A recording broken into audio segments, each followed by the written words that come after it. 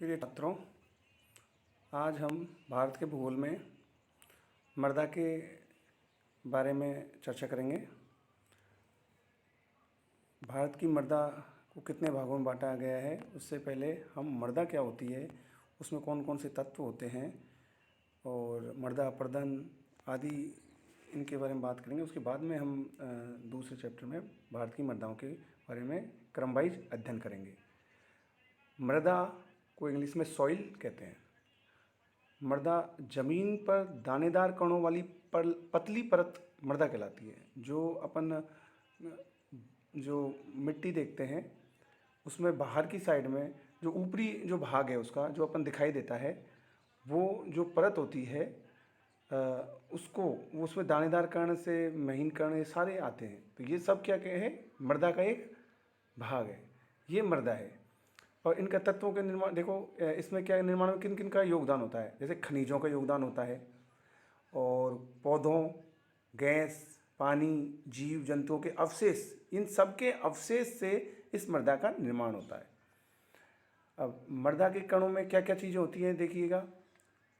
मृत्तिका, गाद, बालू, बजरी, ये चार मुख्य हैं जो इनके कणों के आधार पर इनको अलग अलग रूपों में हम बता सकते हैं। अभी देखिएगा, मृत्तिका होती है जो सबसे महीन होती है।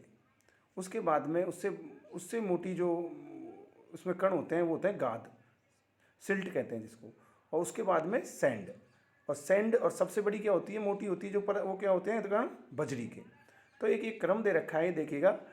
सबसे बड़ी बजरी है, उससे छोटी बालू, फिर गाद और फिर सिल्ट, ये चार हैं। तो ये इनका एक क्रम है जो कि मृदा में ये अलग अलग भागों में अलग अलग मात्रा में पाए जाते हैं। जिस कण का आकार जितना छोटा है उतना पानी सोखने की क्षमता अधिक होती है। तो सबसे अधिक जल सोखने की क्षमता किसमें होती है, मृत्तिका की। कण जितना छोटा होगा तो उतनी ही ये जल सोखने की क्षमता इनमें अधिक होगी। ठीक है, अब ये चित्र में भी आपको दिखा रखा है, देखिएगा।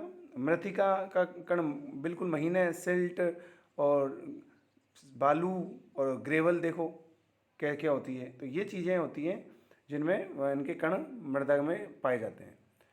नेक्स्ट, ह्यूमस क्या होता है, ये गाढ़े भूरे या काले रंग का कार्बनिक पदार्थ होता है। ये देखिएगा चित्र में दिखाया गया है। ये क्या होता है, ऑर्गेनिक मटेरियल, जो किससे बनता है, पेड़ पौधों, पत्तों, सूक्ष्म जीवों के अपघटन से जो कार्बनिक पदार्थ निर्मित होता है उसे हम क्या कहते हैं, ह्यूमस। अपघटन से बनता है ये, पेड़ पौधे, पत्तों और सूक्ष्म जीवों के अपघटन से। अब और भारतीय मृदा में, जो भारत की मृदा है उसमें ये सबसे कम पाए जाते हैं। ठीक है, अब देखिएगा, अलग अलग मृदाओं में ह्यूमस की मात्रा अलग अलग होती है। ह्यूमस मिट्टी में नमी को बनाए रखने में सहायक होती है। नमी धारण करने की क्षमता जो सहायक होती है वो किस में होती है, ह्यूमस में। जिसमें जितनी ज़्यादा मिट्टी में ह्यूमस होगा उतनी ही उसमें नमी ज़्यादा होगी। और ये 8 भागों में भारत की मिट्टी को बांटा गया है। जलोढ़ मिट्टी, ये देखिएगा, जलोढ़ मिट्टी, काली मिट्टी, लाल पीली मिट्टी, लैटेराइट मिट्टी, शुष्क मिट्टी, लवणीय मिट्टी, पिटमय मिट्टी और वन मिट्टी। ये भारत के भिन्न भिन्न भागों में ये फैली हुई हैं ये मिट्टियाँ, जिसके बारे में हम नेक्स्ट चैप्टर में, नेक्स्ट क्लास में चर्चा करेंगे। अभी हम मृदा के बारे में सामान्य जानकारी ले रहे हैं।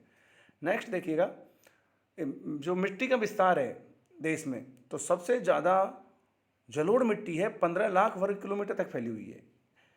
15 लाख वर्ग किलोमीटर के बाद में जो जलोढ़ मिट्टी के बाद में दूसरा है, उससे कम जो मात्रा है किसकी है, सेकंड नंबर पे लाल या पीली मिट्टी। ये 6.5 लाख वर्ग किलोमीटर क्षेत्र में फैली हुई है। और काली मिट्टी जो कि दक्कन के पठार पे मुख्य रूप से फैली हुई है, ये 5 लाख वर्ग किलोमीटर क्षेत्र में फैली हुई है। और लैटेराइट मिट्टी चौथे प्रकार की है जो 1.2 लाख वर्ग किलोमीटर क्षेत्र में फैली हुई है।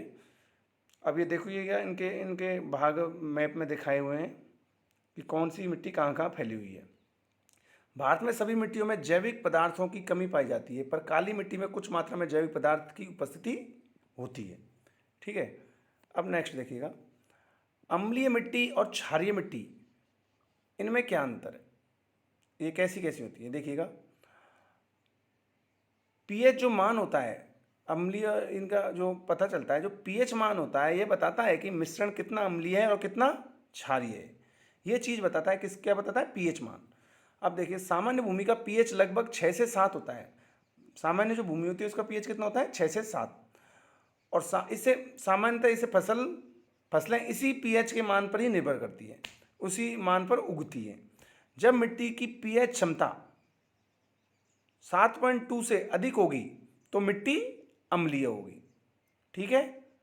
और यदि पीएच मान कम है तो मिट्टी क्षारीय होगी। अम्लीय मिट्टी अधिक वर्षा वाले स्थानों पर पाई जाती है, ठीक है। अम्लीय मिट्टी कहाँ पाई जाती है? जहाँ अधिक वर्षा होगी। क्षारीय मिट्टी कहाँ पाई जाएगी? जहाँ कम वर्षा पाई जाती है। अब अम्लीय मिट्टी कहाँ पाई जाएगी? जैसे लेटराइट मिट्टी कौन सी है? अम्लीय मिट्टी। नेक्स्ट, अम्लीय मिट्टी में देखिएगा, मिट्टी में अम्लीयता कम करने के लिए क्या मिलाया जाता है? इसमें चूना, लाइम का उपयोग किया जाता है। अम्लीय मिट्टी चाय बागानों के लिए उपयुक्त होती है। चाय के बागान होते हैं जो पहाड़ी इलाकों में होते हैं, वहाँ पर ये चाय के बागानों के लिए अम्लीय मिट्टी उपयुक्त होती है। जब पानी का निकास अच्छा हो तो इसके लिए पर्वतीय ढालों को इसे उगाया जाता है, ठीक है, ये तो है ही। अब देखिएगा क्षारीय मिट्टी। जब क्षारीयता कम करने के लिए, यदि मिट्टी क्षारीय है तो उसे कम करने के लिए क्या मिलाया जाएगा? जिप्सम। अम्लीय में चूना मिलाया जाता है कम करने के लिए अम्लीयता को, और क्षारीयता को कम करने के लिए जिप्सम मिलाया जाता है। सबसे ज़्यादा क्षारीय मृदा क्षेत्र कौन सा है इंडिया में? यूपी में सबसे ज़्यादा क्षारीय मात्रा सबसे ज़्यादा है। नेक्स्ट देखिएगा, अब आता है मृदा अपरदन। मृदा अपरदन कैसे होता है? ये प्रमुख समस्या है मृदा अपरदन की।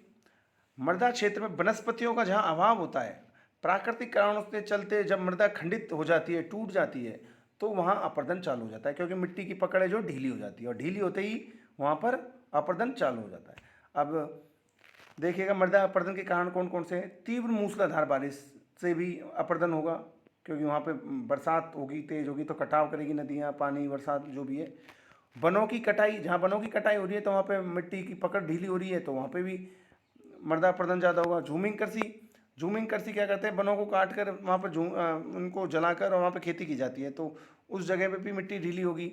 तीव्र वायु का चलना भी, जब वायु एक अपवहन की क्रिया के तहत वायु मिट्टी की ऊपरी परत को उड़ा के ले जाती है, तो इस तरीके से परतदार अपरदन चालू हो जाता है, परत बाई परत। अवैज्ञानिक कृषि भी इसके लिए जिम्मेदार है मृदा अपरदन के कारण। अत्यधिक सिंचाई और उर्वरकों का प्रयोग करना भी मृदा अपरदन का एक कारण है। खुदाई कर रहे हैं, और जो अपन मानवीय जो निर्माण कार्य चलते रहते हैं, खुदाई, सड़क निर्माण, बांध निर्माण, ये सब क्या है? मृदा अपरदन को बढ़ावा देने के कारक है। नेक्स्ट देखिएगा, मृदा अपरदन के प्रकार दे रखे हैं, देखिएगा। असफल अपरदन।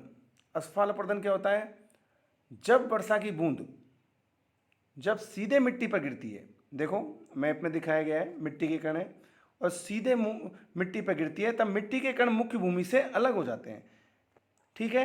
वर्षा के बूंद जब सीधी मिट्टी पर गिरती है तो वो मिट्टी के कण मुख्य भूमि से जो जुड़े होते हैं वो थोड़े से ढीले हो जाते हैं या अलग हो जाते हैं, इसको कहते हैं असफल अपरदन। फिर होता है परत अपरदन। अब परत अपरदन देखो कैसे होता है। मृदा की ऊपरी परत के अपरदन को परत अपरदन कहते हैं। ऊपरी परत है, ठीक है। यह अपरदन समतल भूमि पर मूसलाधार वर्षा के बाद होता है। इसमें मृदा का दिखना आसानी से दिखाई नहीं देता, पर यह बहुत हानिकारक होता है, क्योंकि मिट्टी की सूक्ष्म और अधिक उर्वरक परत हट जाती है। अब होता क्या है, जहाँ मूसलाधार वर्षा होती है तो वहाँ तीव्र वर्षा होती है, और वर्षा के कारण एक परत जो ऊपर की होती है, जो उपजाऊ सी होती है, वो हट जाती है और वो बहके चली जाती है। रेल अपरदन क्या होता है? ये भी मूसलाधार वर्षा के कारण ही होता है। मृदा की कमजोर परतों को हट जाती है और कठोर मृदा में नालियों का बनना रेल अपरदन कहलाता है। जो छोटी छोटी सी नालिकाएं बन जाती है, नाले बन जाते हैं। और अवनालिका अपरदन, जब सतही जल की मात्रा बढ़ती जाती है और ढलानों पर जल का वेग भी बढ़ता जाता है, जिसके कारण धाराएं क्या हो जाती है? चौड़ी हो जाती है, और जो नदी और कटाव गहरे कर देते हैं वो, और चौड़े चौड़े नाले टाइप में बन जाते हैं, अवनालिकाएं कहते हैं। धाराएं चौड़ी होकर अवनालिकाओं में बदल जाती हैं। आगे जाकर अवनालिकाएं बड़े बड़े खड्डों में परिवर्तित हो जाती है, और ये कितने गहरे होते हैं, 50 से 100 फीट तक गहरे भी हो सकते हैं ये अवनालिकाएं। तो ये देखिएगा चित्र में दर्शाया गया है, छोटी नालिकाएं होती है उनको रीला प्रदन, और बड़ी जो नालियाँ बन जाती हैं उसको गुल्ली एरोजन कहते हैं। ठीक है, ये आपका मृदा प्रदन के प्रकार हो गए। नेक्स्ट अवनालिका प्रदन, वापस देखिएगा, चंबल जो घाटी है कि खड्डों का निर्माण किससे हुआ है, अवनालिका प्रदन से। ऐसी भूमि कृषि योग्य नहीं होती। सबसे ज़्यादा ध्यान कहाँ पे है देने की बात यह कि मध्य प्रदेश के मुरैना जिले में ये चंबल और अन्य नदियों की अवनालिका प्रदन के कारण भूमि बंजर हो चुकी है। मृदा प्रदन की प्रतिक्रियाओं का क्रम क्या है, देखो, अस्फाल प्रदन, फिर परत प्रदन, फिर रेल प्रदन, फिर अवनालिका प्रदन, एक क्रम सा है ये, देखिएगा, है ना। ठीक है, अब देखिएगा नेक्स्ट लास्ट मृदा संरक्षण। मृदा संरक्षण, भारत में मृदा अपरदन को कुछ प्रमुख उपायों द्वारा कम किया जा सकता है कि कैसे मृदा जो का क्षरण हो रहा है, अपरदन हो रहा है, इसको कम कैसे किया जाए। तो सबसे पहली बात तो है कि वृक्षारोपण किया जाना चाहिए, उनकी पट्टी, हरित पट्टी लगानी चाहिए। जो भी ऐसी भूमि है जहाँ पर कुछ नहीं उगाया जा रहा हो वहाँ पर वनों की पट्टी या वनों अधिक से अधिक वृक्षारोपण किया जाना चाहिए। ठीक है, बाढ़ को नियंत्रित करने के लिए बांधों का निर्माण किया जाना चाहिए। ठीक है, जहाँ बाढ़ प्रभावित क्षेत्र है तो वहाँ पे पानी का सुव्यवस्थित तरीके से बांध बनाकर उसकी निगरानी करनी चाहिए। पशुचारण को नियंत्रण करके, ठीक है, पशुचारण, पशु क्या करते हैं, बकरी, ये गाय भैंस, ये हैं, ये क्या है कि जो छोटी छोटी घास है वो जो उगती है, जो मिट्टी को बांधे हुए रखती है, तो उसको वो जड़ से उखाड़ देती है उन घासों को, तो वो मृदा ढीली पड़ जाती है, तो पवन द्वारा, जल द्वारा ये फिर बाद में अपरदन चालू हो जाता है। तो मृदा संरक्षण के लिए पशुचारण को नियंत्रित तरीके से और निश्चित जगह पे ही इनको चराया जाना चाहिए। फसलों की अदला बदली कर उन्हें उगाने से भी मृदा संरक्षण किया जा सकता है। एक ही फसल को बार बार ना उगाएं, अलग अलग अदल बदल कर इनकी खेती की जानी चाहिए। और झूमिंग कृषि पर पूर्णतः नियंत्रित करना चाहिए, पूरी तरह से रोक लगाई जानी चाहिए। नेक्स्ट, दलहनी फसलें। जो दलहनी फसलें होती है वो नाइट्रोजन स्थिरीकरण में भरपूर मदद करती हैं। अब इनमें कौन कौन सी है, चना, मूंग, अरहर, सोयाबीन, मूंगफली, मटर, उड़द, ये क्या है, नाइट्रोजन स्थिरीकरण करती हैं जब इनको उगाते हैं। ये दलहनी फसलें हैं। इन फसलों में मिट्टी में उर्वरक क्षमता बनी रहती है। ये देखिएगा चित्र में नाइट्रोजन स्थिरीकरण की प्रक्रिया। और प्रकृति में कुछ ऐसे सूक्ष्म जीव पाए जाते हैं जो वातावरण में सीधे नाइट्रोजन को ग्रहण करते हैं और उनका रूपांतरण उपयुक्त जैविक यौगिकों में करते हैं। इस प्रक्रिया को ही नाइट्रोजनीकरण कहते हैं। ठीक है, ये आपका मृदा का एक संक्षिप्त में आपको एक चर्चा करिए। और नेक्स्ट में अपन भारत की मृदाओं के बारे में पढ़ेंगे। ये क्वेश्चन आते रहते हैं, और कोई ऐसी समस्या है तो मैंने आपको बता ही रखे हैं। मेरे मोबाइल नंबर आपके पास हैं, संपर्क कर सकते हैं। धन्यवाद।